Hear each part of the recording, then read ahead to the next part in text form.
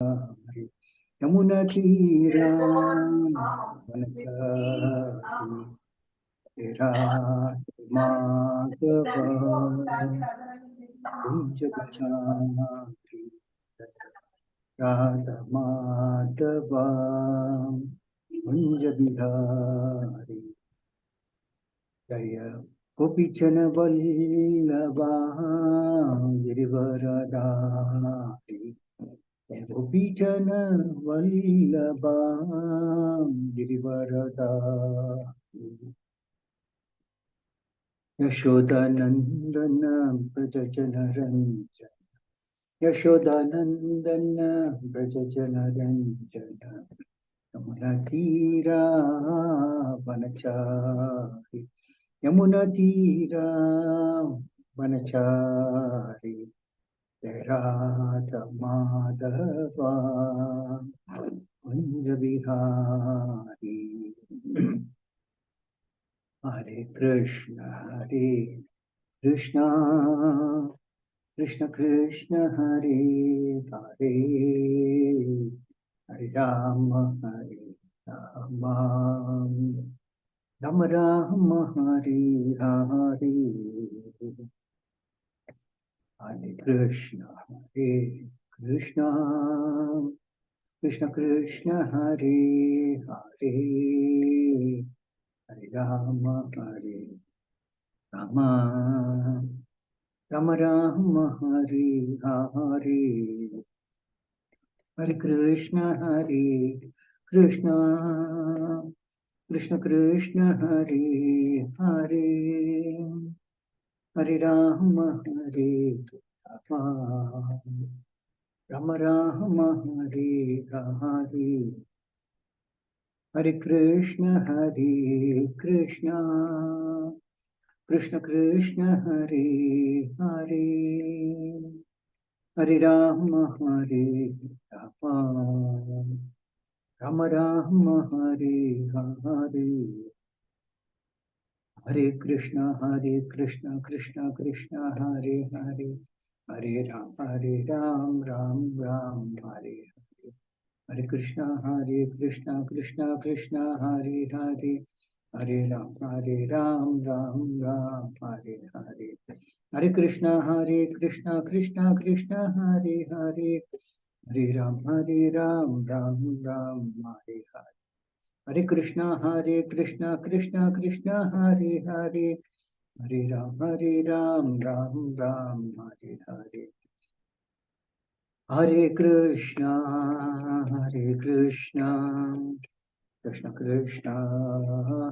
Hare Hare Ram Ram Hare Hare Hare Krishna Krishna Krishna Hare Hare Hare Ram Ram Hare Hare Hare Krishna Krishna Krishna Hare Hare Hare Ram Ram Hare Hare Jai Prabhupada Jai Prabhupada Sheel Prabhupada Jai Prabhupada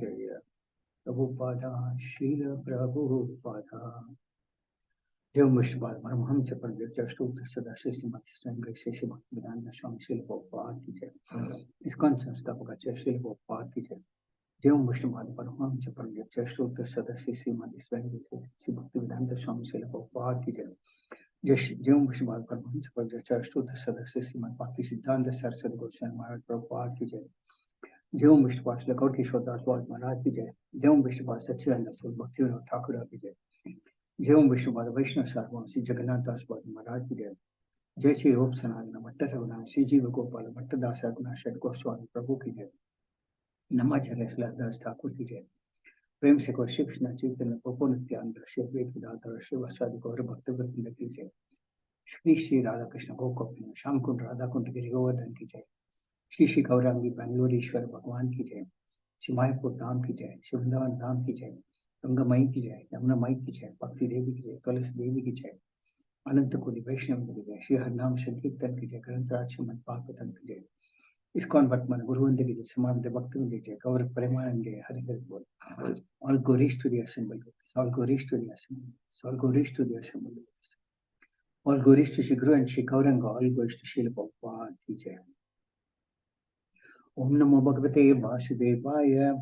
Om Namo Bhagavate Vasudevaya. Om Namo Bhagavate Vasudevaya. Narayanam Namaskritya Naram Chaiva Narottamam. Devim Saraswati Vyasam Tato Jayamudiraye. Nashtaprayeshu Apatreshu Nityam Bhagavati Sevaya. Bhagavati Uttama Sloke Bhaktir Bhavati Naishtihi.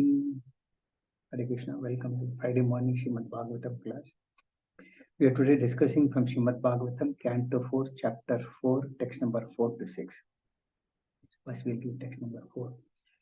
Tam anvagachan dhruta vikramam satim ekam trinetra nucharaha sahasrashaha sapparshada yaksha maniman madadayaha puro vrishendras tarasa Gadavyataha Tam Anvagachan Duta Vikramam Satim Ekam Trinetra Nuchara Sahasrasaha Shaha Saparsadeyaksha Maniman Madadayaha Puro Vrishendras Tarasa Gadavyataha Tam Anvagachan Duta Vikramam Satim Ekam Trinetra Nucharaha Sahasrashaha Sapparsada Arshada Yaksha Maniman Madadayaha Puro Vrishendras Tarasa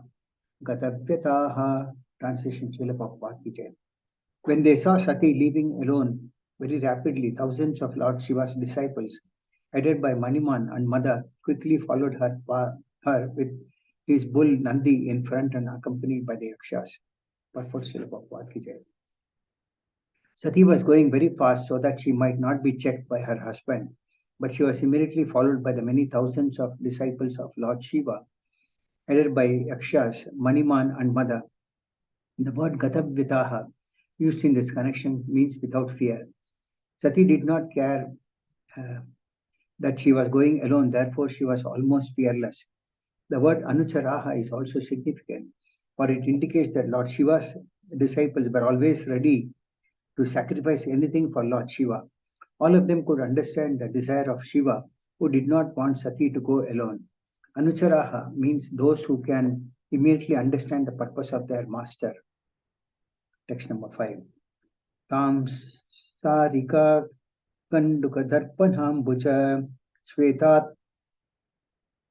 Tapatra Vyajana Shrak Adibihi Gita Yanair Dundubi Shankabhenubir Vrishendram Aropya Vitankita Yayuhu.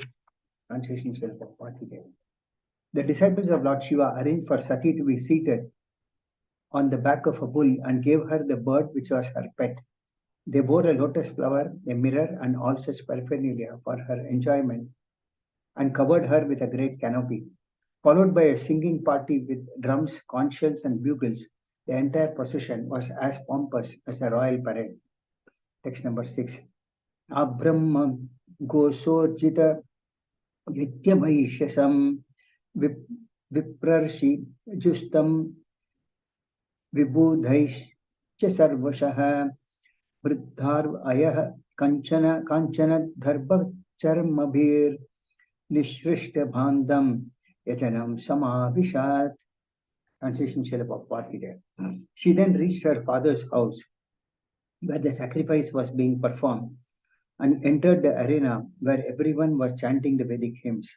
The great sages, Brahmanas and demigods were all assembled there, and there were many sacrificial animals as well as pots made of clay, stone, gold, grass, and skin, which were all prerequisite for the sacrifice. Purport Srila Prabhupada ki Jai.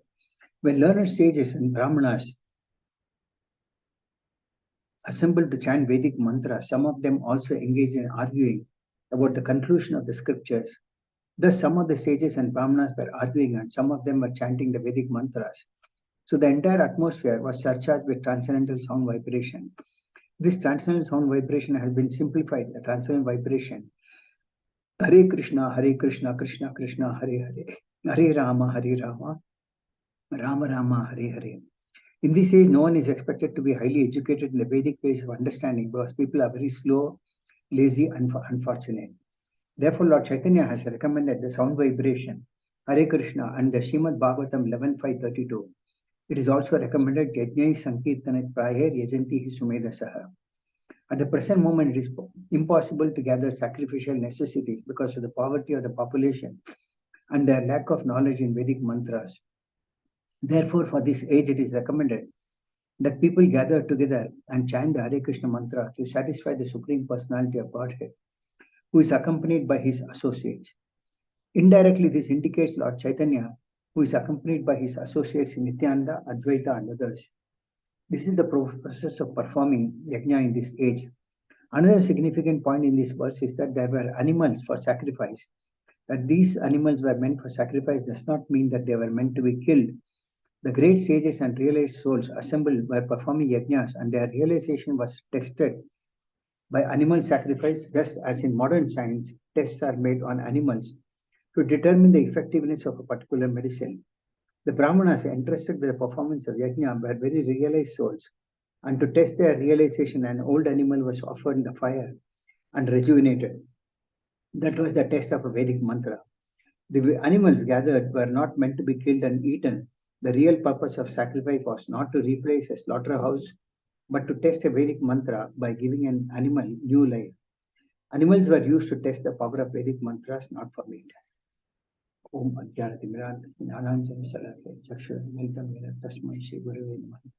Shri Chaitanya Mano Krishtam Sthapitam Yena Bhutale Swayambhupakadamatyam Tadati Swapadadikam Vandeham Shri Guru Sevika Padakamalam Shri Guru Vaishnavamscha Shri Rupam Sakarjatam Sakana Raghunathanvitam Tam Sijivam Sadvaitam Savadutam Parijana Saitam Krishna Chaitanya Devam Shri Radha Krishna Padam Sagana Lalita Shri Vishakhanvitamscha He Krishna Karuna Sindhu Dinabandho Jagatpate Gopesha Gopika Kanta Radha Kanta Namostute Taptakanchana Gauragi Radhe Vrindavaneshwari Vishabhanuste Devi Padmami Hari Priya Panchakalpatarubhyasya Kapasnubhya Visapatitanam Bhavnebhya Vaishnavebhyo Namo Namaha. Jai Shri Krishna Chaitanya Prabhu Nityananda Shri Advaita Gadadhara Shivasadi Gaura Bhaktavranda. Hare Krishna Krishna Krishna Hare Hare Hare Rama Rama Rama Hare Hare. Moham Karodi Vachalam Pankam Nandi Devi Padamaham Vande Shri Gurum Dantam Paramantam Shri Chaitanya Ishwara.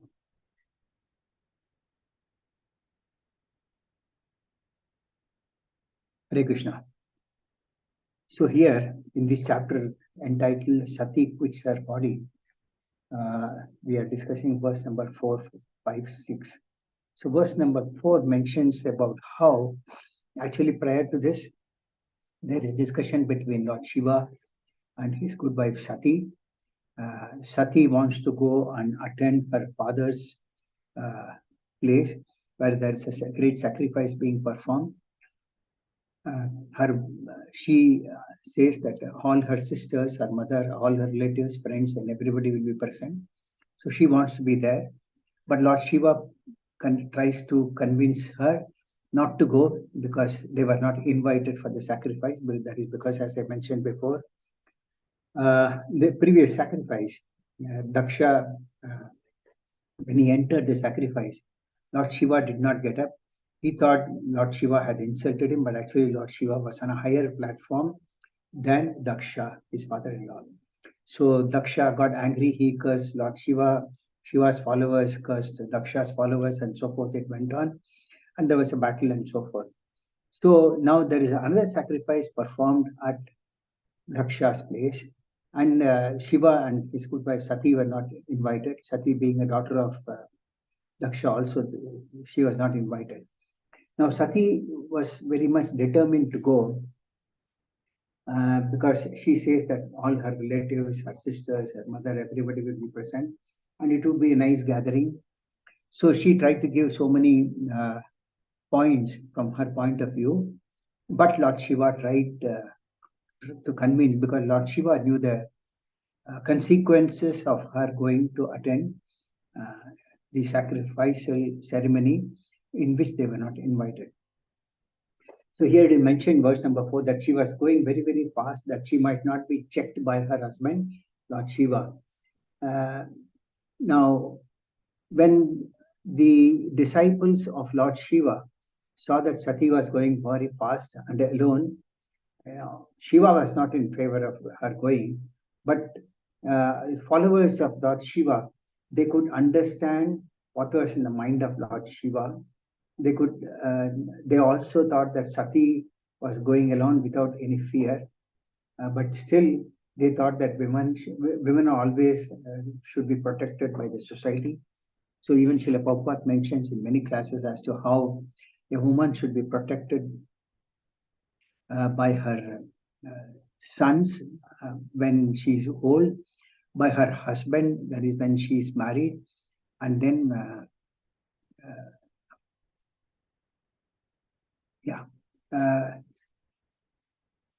if she goes with her husband to Vanaprastha, then she comes back and stays with her son. So husband, father, and son, three stages are there, and at all stages they are protected by, a woman is protected by these. The reason is that generally it is said in the Shastras also, women are physically a weaker sex, and so they need protection by men, and that is one of the reasons we see that even the police force, army or a police force, a general might go alone, but a woman is always accompanied by her guards, so because she needs protection. Men are physically supposed to be strong, and so they can subdue and exploit women also. That is one reason that women are always to be protected by in the society. They are never looked to be left alone. And we see today that many times women are left alone, and many places we see women being exploited by men. And that's one of the reasons we find kidnapping and murders and rape and so many things. We don't have to discuss on that. So Sati was going alone. She was fearless, basically. Another reason that Sati wanted to go is not mentioned here, but mentioned in the previous these things, that Sati wanted to socialize. Generally, women would like to socialize, see her colleagues, relatives, etc., dressed up very nicely with a lot of nice dresses and jewelry, good ornaments and jewelry and etc. And they would like to show these, exhibit these dresses and jewelry to their colleagues and relatives, etc. So women would always like to socialize in events like this. This is one of the reasons that Sati left. And another reason is said that generally, not generally, Sati is considered to be having a womanly weakness.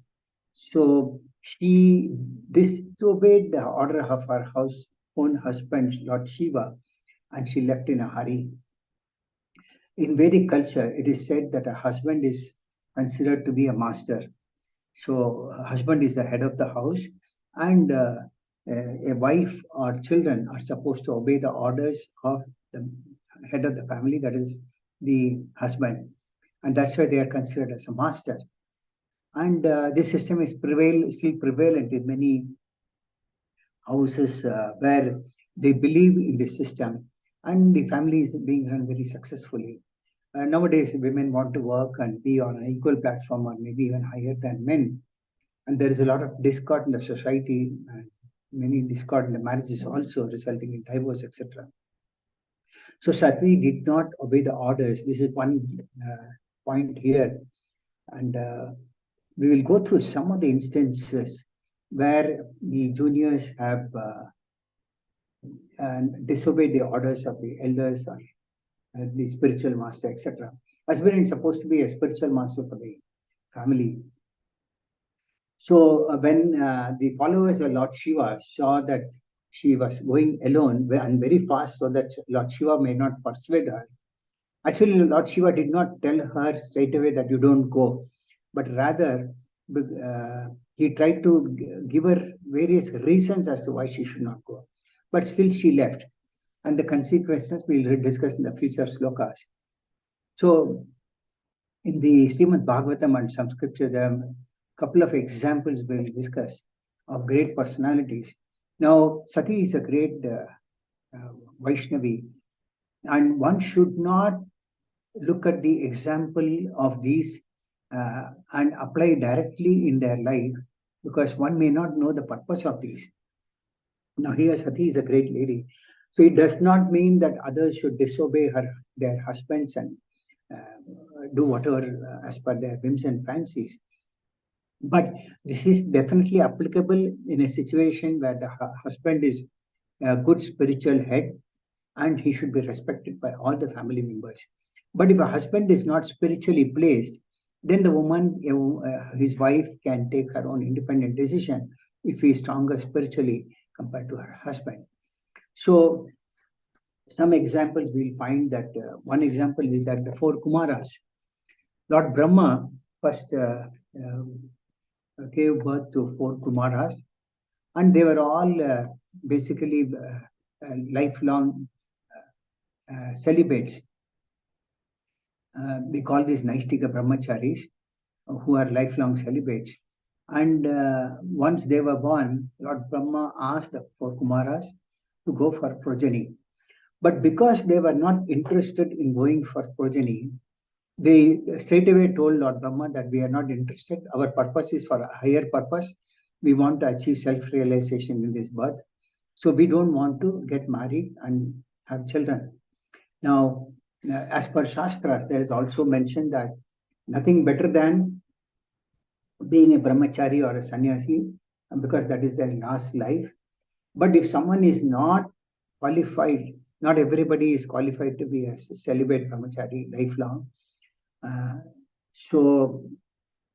Such personalities, they can get married and enter grihastha life and lead a life of a grihastha, not a grihamedi. So the Kumaras disobeyed the order of their father Brahma. Lord Brahma got very angry, and from the anger, though he tried to control his anger, from between his eyes, Lord Shiva appeared. That is how Lord Shiva was born. So the Kumaras is one example where they disobeyed the order of their father, Lord Brahma. Another example is of Nityananda Prabhu in Chaitanya Charitamrita, where he disobeyed the order of his own spiritual master, Chaitanya Mahaprabhu. Chaitanya Mahaprabhu was the Supreme Personality of Godhead. Chaitanya Mahaprabhu gave instructions to Nityananda Prabhu that you go and preach throughout Bengal and make everyone devotees of the Lord. And don't have to come to Puri every year for the Rath Yatra to come and see me. But still, Nityananda Prabhu would come every year during Rath Yatra time to see Sri Chaitanya Mahaprabhu. So in a way, he disobeyed the order of Chaitanya Mahaprabhu, who is the Supreme Personality of Godhead himself. Of course, Nityananda Prabhu was an expansion of Sri Chaitanya Mahaprabhu himself. But still, externally, Nityananda Prabhu would show to have disliked Nityananda Prabhu coming every year to see him. But internally, Chaitanya Mahaprabhu liked, because every time that Nityananda Prabhu would come, he would inspire everybody into Krishna consciousness. So for a higher purpose, sometimes a junior person may disobey the orders of an elderly person like a father or spiritual master. There is one more example given in Chaitanya Charitamrita. When Chaitanya Mahaprabhu, after having prasadam from Jagannath Puri, he would lie down and he would take rest for some time. So he would go to a place called Gambira and he would take rest for about 45 minutes or so. And he had a very, very dear servant in the name of Govinda. So Govinda was a personal secretary of Chaitanya Mahaprabhu, and he used to massage Chaitanya Mahaprabhu. So one day, when Govinda wanted to serve the Lord, he was stuck on the outside. Mahaprabhu was resting in a place called Gambira, but he was resting in a place by the side of the door, which was blocking the way for Govinda to go to the other side and massage the Lord. So Govinda requested. Lord was very, very tired, and Govinda could not enter the room and to do his service. So he told the Lord, kindly turn on one side, let me enter the room. But the Lord replied, I don't have a strength today to move my body. And the Lord lied down. And again, Govinda requested, please let me, I want to massage your feet. Please let me go. Let me. But the Lord said, if you want to do it, do it. Or don't do it. Don't want to do. If you don't want to do, it's okay. It depends on your mind. So Govinda was in a fix because on one side he wanted to do the service and the Lord was blocking his way. So finally he thought, he took one cloth of the Lord and put it on the body of Sri Chaitanya Mahaprabhu and crossed over Chaitanya Mahaprabhu's body, went to the other side and he started massaging the lotus feet of the Lord. So as usual, he massaged and he was sitting there and suddenly the Lord woke up from his sleep and he was lying down and he saw Govinda sitting by his side. So the Lord asked, why didn't you go and take your meal now? Because generally when I go to sleep, at that time you go and have your meal. So why didn't you go and have your meal today? So Govinda said that you were lying down and it was blocking the door and there was no way to go. So immediately the Lord asked, how did you enter the room? Because I was lying down before also. Why don't you go out to take your lunch in the same way, like the way you came inside? So Govinda actually mentally thought, he was actually mentally replying the Lord, but the Lord being Supreme Personality of Godhead, he could understand what was in Govinda's mind. Govinda mentally replied, my duty is to serve you, even if I have to commit offenses for which I may have to go to hell. I would not mind committing hundreds and thousands of offenses for service for the Lord, but I greatly fear committing even a glimpse of an offense for my own self. That means Govinda is mentioning that I don't want to commit a single offense for my own sense gratification, but I don't mind committing hundreds and thousands of offenses to serve your lotus feet. So, and after that, Govinda kept silent. But he did not dwell further, but the Lord could understand that this is what was there in Govinda's mind. So here, if we see, Govinda was prepared to sacrifice his own self for a higher purpose, that is to serve the Lord. So devotional service stands at a higher principle than sense gratification. Another example is about Krishna. Krishna was, it is said, once when he was in Vrindavan, he was having a headache. That is the time Narad Muni approached and he asked Lord Krishna, what can I do to cure your headache? Krishna replied that you go to my devotees and ask them to give dust from their feet and bring it to me. When I will rub that on my head, my headache will disappear. So Narad Muni thought that the dearest devotees are the Brahmanas, and he went and asked many Brahmanas that the Lord is having a severe headache and he wants the dust from your feet, by which the Lord can be cured. But the Brahmanas said, no, we are his servants. How can we give dust from our feet? It's a great offense and we may have to suffer in hell for many, many births. So then Narad Muni went to the gopis in Vrindavan and he narrated the same thing, that Krishna is having a headache and he wants dust from their feet so that he can massage and then he'll be cured. Immediately the gopis gave the dust from their feet and they said, if Krishna is having a headache, please take this as much of dust as you want, because we don't mind going to hell, but if Krishna can be cured, that is a pleasure for us. So this is sometimes, if you see, we might find many ritualistic Brahmanas, etc., who are stuck to their rituals, but what they are doing may not be actually a pleasing service to the Lord. So one must understand the situation of the gopis, that they were prepared to sacrifice their own lives. They were prepared to suffer for many births in hell to keep the Lord happy, to keep the Lord free of headache. So this is, again, if you see, it's a higher purpose.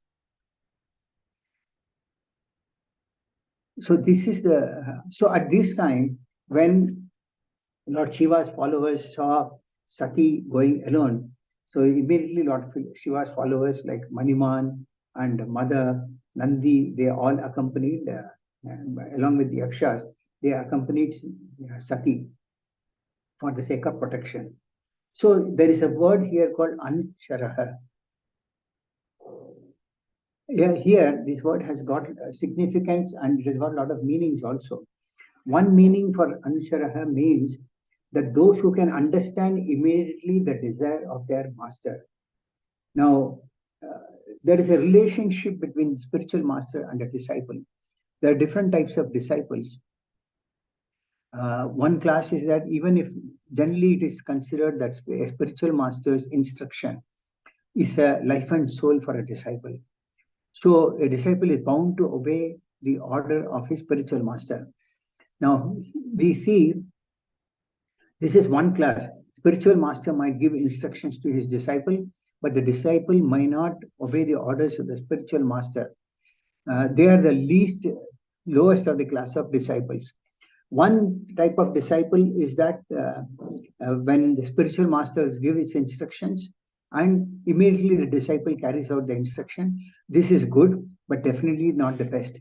But the best one are the ones where a disciple understands the mood of his spiritual master and does what the spiritual master desires.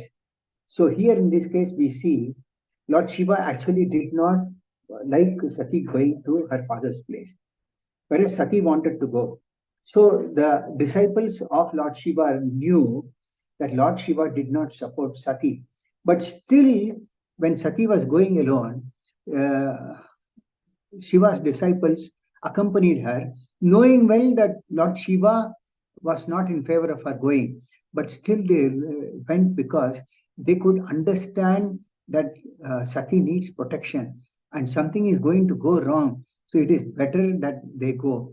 They could understand Lord Shiva's desire in his mind, and immediately they followed.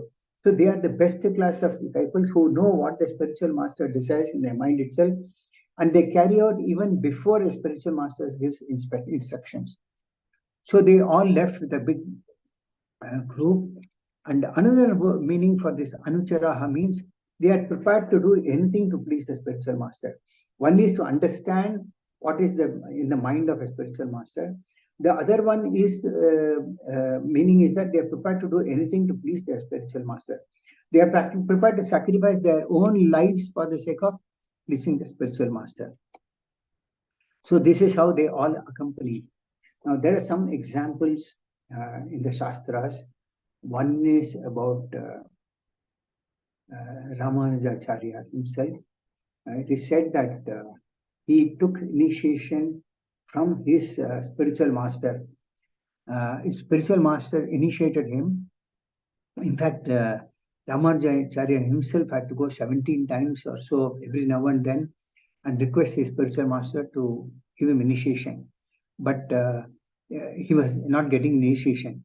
But at the 18th time, when he went, spiritual master was pleased with his disciple's behavior and finally initiated him. Now, after Ramanujacharya was initiated, he started reciting the mantras by which he was initiated, and he was feeling a lot of bliss. And he thought, if the whole society is suffering today in this material world, if I can give these mantras, now actually when a spiritual master initiates a disciple, he always tells his disciple to keep these mantras confidential. Spiritual mantras are meant to be confidential and they are not to be shared excepting the authority that is normally a spiritual master. So Ramanujacharya spiritual master told him not to give this mantra to anyone. But Ramanujacharya, after he started chanting the mantras, he started feeling a lot of bliss. And then he thought the whole material world is suffering. If I can give this mantra to the whole world, everyone will be happy and they'll be delivered from this cycle of birth and death, this material world. So one day he climbed on top of a tower, big tower, and from there he called out everybody, listen, listen, come here, I want to give you a mantra by which you all will be feeling happy and you can be delivered forever from the cycle of birth and death. And he started giving this mantra to everybody. And when everybody started reciting the mantras which Ramanujacharya gave, They all started feeling bliss and they were all very happy. But one person who was unhappy was Ramanujacharya, spiritual master. So Ramanujacharya went to his spiritual master and saw him here, that I heard that you are not happy with it. So spiritual master said, yes, I gave you the instruction not to give this mantra to anybody, but still you went and gave it openly to everybody in the public like this, which is not very good. You have disobeyed my instruction. To which Ramanujacharya actually replied that by giving this mantra, so many people have going to be delivered from the cycle of birth and death in this material world, for which if I have to suffer the consequences of disobeying your orders and go to hellish conditions, I am prepared to do that. So I am prepared to suffer for many, many births for my disobeying your instruction, your orders. But at the same time, there are so many living entities who are suffering and they are all going back to the spiritual world. So I don't mind suffering for myself for a higher cause. So Ramanujacharya, spiritual master, was actually pleased and he forgave him for these offenses of disobeying his orders. This is again an example that sometimes there may be instances we might find in Srimad Bhagavatam also great personalities as very live examples, but we cannot imitate from their background from these examples, but one must try to follow the instructions of a spiritual master. One cannot imitate. So here Lord Shiva's followers could understand that what was going on Lord Shiva's mind. So immediately they accompanied Sati Devi. And then they gave Sati a bull on which she could travel, and then they gave her pet also. Normally all these goddesses, demigods and demigoddesses, they have their own pets which they carry wherever they go. In verse number 6, there is a mention about the actual sacrifice that is taking place in Daksha's this thing, where the Brahmanas and great sages were chanting Vedic mantras, and many were arguing. Now, they said that Brahmanas, rishis, etc., they were all well versed in the Vedic scriptures, and all of them would argue and counter argue amongst themselves to the conclusions of the scriptures.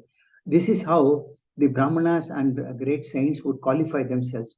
Each one set of Brahmanas would speak something, and another set of Brahmanas would speak something totally against it. But this is how the Brahmanas would always argue with each other about the conclusion of the scriptures. So in this sacrifice also the Brahmanas and rishis were arguing with each other. And on the other side, there were also a lot of Brahmanas who were chanting the Vedic mantras for the sacrifice. So, however, Srila Prabhupada mentioned in the purport that the Vedic chants are already included in the chanting of the Hare Krishna Mahamantra. That is Hare Krishna, Krishna Krishna, Hare Hare, Hare Rama, Rama Rama, Hare Hare. So in this Kali Yuga, people are generally very disturbed. They are very lazy and they are not qualified enough to understand even the Vedic scriptures. So for the best means of deliverance for this Kali Yuga is nothing but the chanting of the Hare Krishna Mahamantra, which has been propagated by none other than the Supreme Personality of Godhead in his form as Sri Chaitanya Mahaprabhu himself. And there is a reference given in this particular sloka about a sloka from 11th canto of Srimad Bhagavatam, which mentions about Yajna Sankirtana Prai Yajanti Sumedha Sada.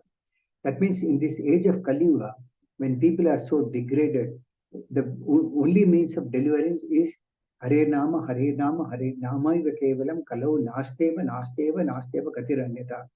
That means in the Shastras it is said if something is repeated 3 times, that means it's confirmed statement. So Hare Nama Iva Kevalam. So only means of deliverance is chanting the holy name of the Lord. Only means of deliverance is chanting the holy name of the Lord. And only means of deliverance is chanting the holy name of the Lord. Kalau Nasteva Katiranyata. That means in this age of Kali, there is no other way, there is no other way, there is no other way. So, Prabhupada mentioned that how Sri Chaitanya Mahaprabhu, accompanied by his associates like Lord Nityananda, Advaita Acharya, Srivas Pandita, they all propagated this chanting of the congregation, chanting of the holy name of the Lord, and that is the only means of deliverance in this age of Kali. On the other part of the purport, there is the remaining part of the purport. There is mention as to how there were a lot of vessels of gold, grass, skin, deer skin, etc. Now, deer skin is a place which I mentioned in the last class also, on which the sages sit. Earlier, the brahmanas or sages, they used to go to the forest, and when they used to go on a vanaprastha stage, they used to sit on a pusa grass and place a deer skin on it, and they would sit. This is because it is said the wild animals don't come near a person who is sitting on a deer skin. So they would use deer skin as a asana, and then here there's mention of so many different types of pots made of clay, stone, gold, grass, skin, etc., which are all prerequisites for a sacrifice. Of course, in this Kali Yuga, these items are not available in its purity. And of course, there are no brahmanas who can chant the Vedic mantras also in their pure form. That is one of the reasons Lord Chaitanya has given the easiest means of deliverance. Another point that is mentioned here is that for the yajnas, there were a lot of animals that were kept there for sacrifices. So the purpose is not that the way people understand today. Generally, there's a fashion these days that whenever there's a yajna, many innocent animals are killed, and after killing them, they eat the flesh of these animals. But actually, it's a very, very gross, sinful activity which is prohibited in the scriptures. But those days, what used to happen was that brahmanas and sages used to recite Vedic mantras, and the old animals were brought in for the sacrifices. And when the brahmanas would chant the Vedic mantras nicely, and by offering an old animal in the sacrifice, the old animal would get a new birth. I mean, we all know the cycle of birth and death. Punarapi chanamam, punarapi maranam. So all these animals, when they are old, they used to be offered in sacrifice, by which they would be rejuvenated and given a new life in a new species of life. They would be upgraded to a new species of life, and they would be given a new birth. So the brahmanas would chant the mantras, and all these, by proper chanting of the mantras, the animal would be delivered from that particular species of life. And this way, it would be like a test that the Brahmana has successfully recited the mantras and performed the sacrifice. If not, then the test would fail and the animal would have to take the birth in the same species of life. So this is how the Brahmanas used to chant the Vedic mantras. So, but here there is a specific mention that these sacrifices were not meant to replace a slaughterhouse, but to test a Vedic mantra given by giving a new animal new life. So, killing an animal for the purpose of eating flesh, for the purpose of sense gratification, is a great offensive activity for which one has to suffer many, many lifetimes. In fact, the Sanskrit word mamsa itself means that I am killing you in this birth, and with the understanding that you will kill me in my next birth. So this is the meaning of mamsa. I'll give you some quotes from the scriptures giving the importance of this. In the 6th canto of Srimad Bhagavatam, Kashyapa Muni tells his wife Diti, never eat leftover food. Never eat prasada offered to the goddess Kali Durga. Now here, there is an important point to be noted, that many times people offer animals and etc. to Kali and Durga, etc. But actually Kali, Durga and all don't eat these because they are all great Vaishnavis. They don't eat the animals that are offered in sacrifices. But their disciples who are ghosts and hobgoblins, they eat these animals which are offered in the sacrifices. So here we see Kashyapa Muni telling his wife, never eat prasada that is offered to the goddess of Kali Durga, and do not eat anything contaminated by flesh or fish. So it's very specifically mentioning that one should not eat anything contaminated by flesh or fish. Then he goes on further to say, do not eat anything brought or touched by a Sudra, nor anything seen by a woman in her menstrual period. Do not drink water by joining your palms. So these are instructions that we see in Srimad Bhagavatam, Kashyapa Muni telling his wife. There is also a very nice quote in the 7th canto of Srimad Bhagavatam, which says, upon seeing the person engaged in performing the sacrifice, animals meant to be sacrificed are extremely afraid, thinking this merciless performer of sacrifices, being ignorant of the purpose of sacrifice and being most satisfied by killing others, will surely kill us. So when an animal is offered for sacrifice, an animal is scared. And this is what they contemplate. They contemplate that this merciless performer of sacrifices, being ignorant of the purpose of a sacrifice and being most satisfied by killing others, will surely kill us.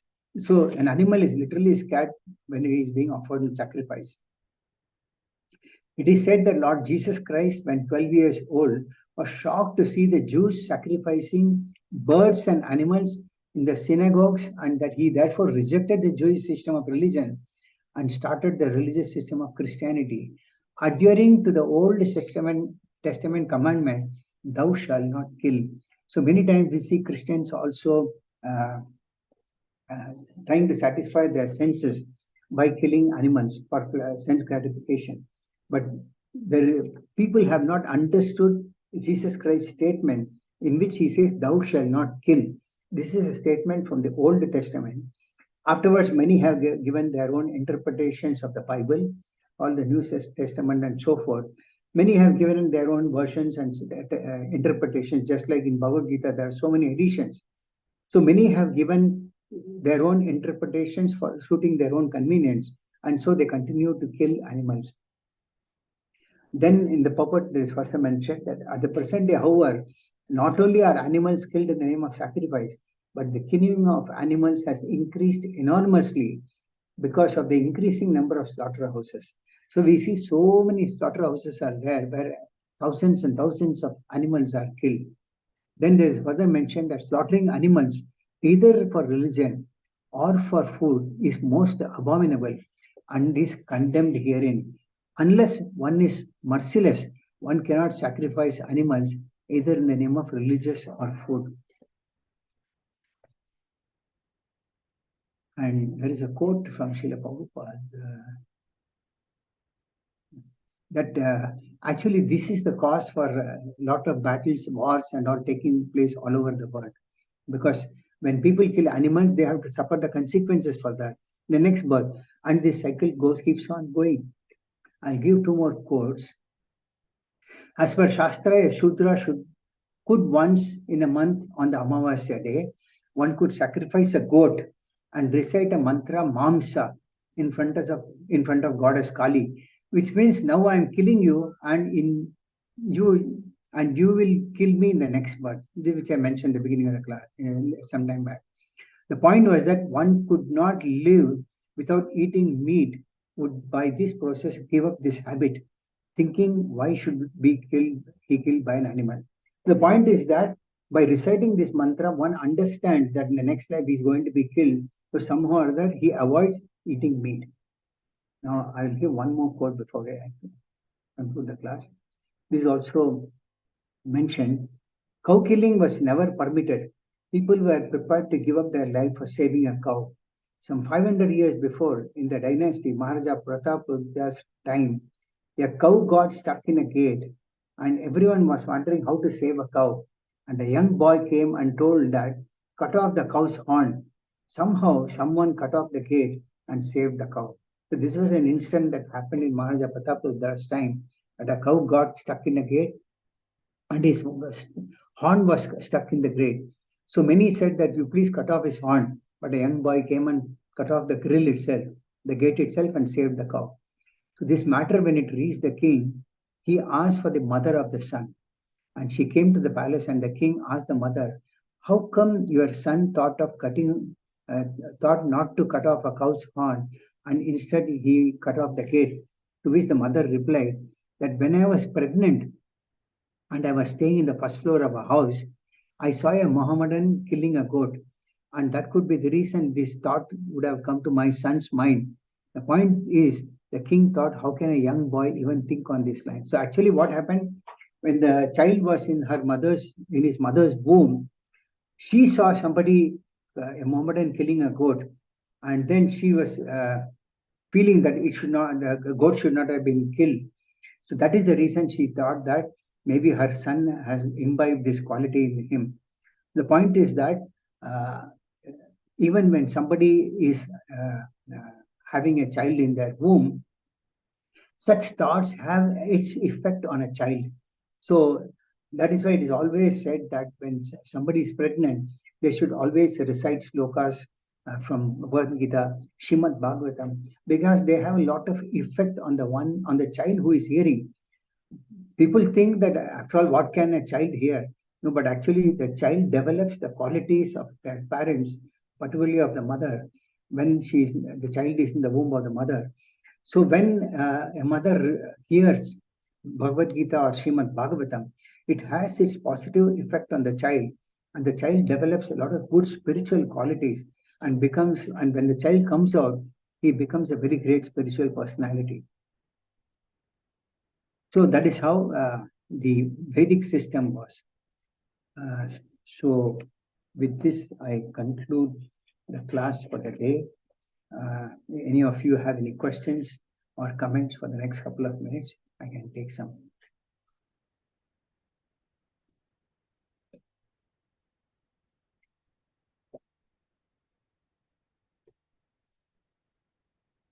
Thank you, Prabhu. Thank you for the wonderful explanation. Just a quick question. You said somebody should not drink water by folding their palms. I didn't understand that well. So if you can elaborate a little bit. 1 minute. Can you speak a little louder? Yeah. We spoke about drinking water with folded hands or something like that. Should not do. Yeah, drinking water, yes. Yes. By joining the palms. Yes. This is a quote given in the scripture.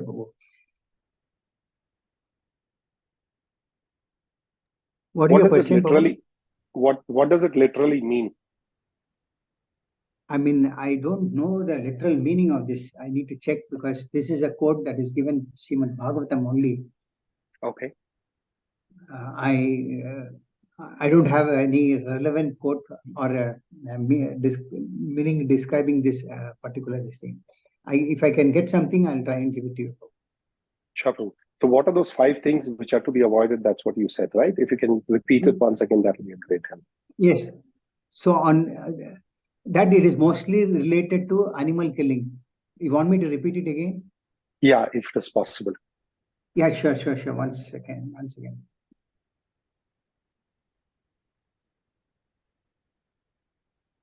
Yeah.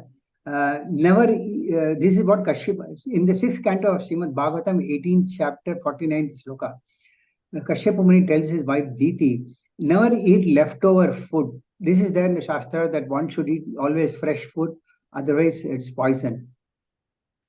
Never eat prasada offered to the goddess Kali or Durga. That means generally people have a belief that when they cut and kill an animal, they offer it to goddess Kali or Durga. But Kali and Durga, being Vaishnavi devotees of the Lord, they don't eat animals' flesh. But their disciples like hobgoblins and ghosts, they eat this animal that is killed. The next thing is, do not eat anything contaminated by flesh or fish. I mean, of course, directly related to no meat eating.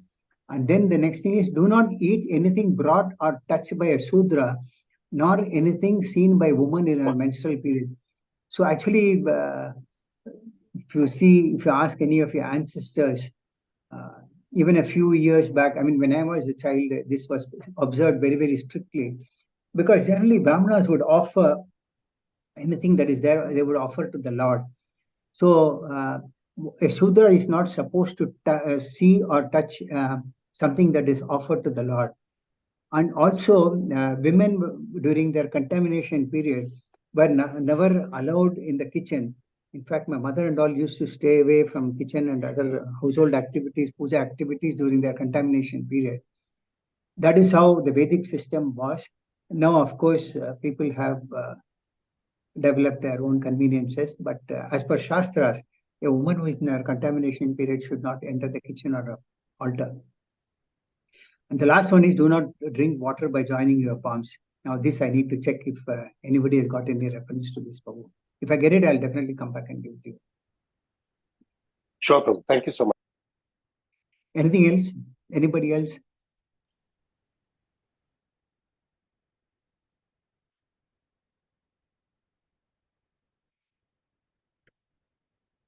If not, can I take the class as concluded? Yes, Prabhu. Okay. Thank you all very much. Granthara Srimad Bhagavatam ki jai. Yeah. Srila Prabhupada ki jai. Bye.